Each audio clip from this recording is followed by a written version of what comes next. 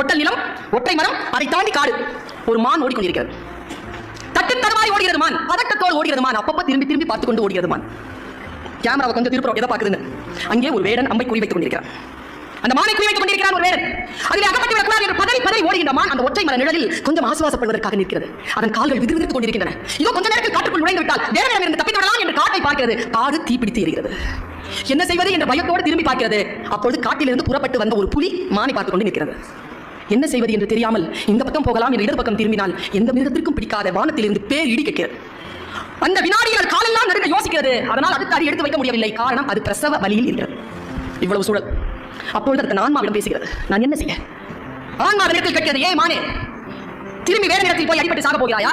எரிகின்ற காட்டிலே போய் சாக போகிறாயா? அல்லது புலிக்கு இரையாக போகிறாயா? அல்லது இடிக்கு சிதைய போகிறாயா? என்ன செய்ய போகிறாய்? எதுவும் செய்யாது. இப்பொழுது இந்த வினாடியில் இயற்கை உனக்கு ஒரு கடமையை கொடுத்திருக்கிறது.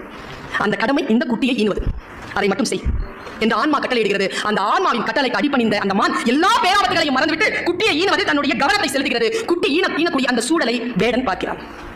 குட்டி இதோ பிறந்துவிட போகிறது என்கின்ற நிலையில் வேடன் கொஞ்சம் அந்த பக்கம் திரும்பி பார்க்கிறார். அங்கே ஒரு புலி நிற்கிறது. இந்த பிரசவ வாரிக்கு புலி வந்துவிடக் கூடாது என்று மனம் ஏதோ ஒன்று செய்ய தன் அம்பை சரியாக புலியிடத்தில் திருப்புகிறான் வேடன். புலியை அடிக்கிறான்.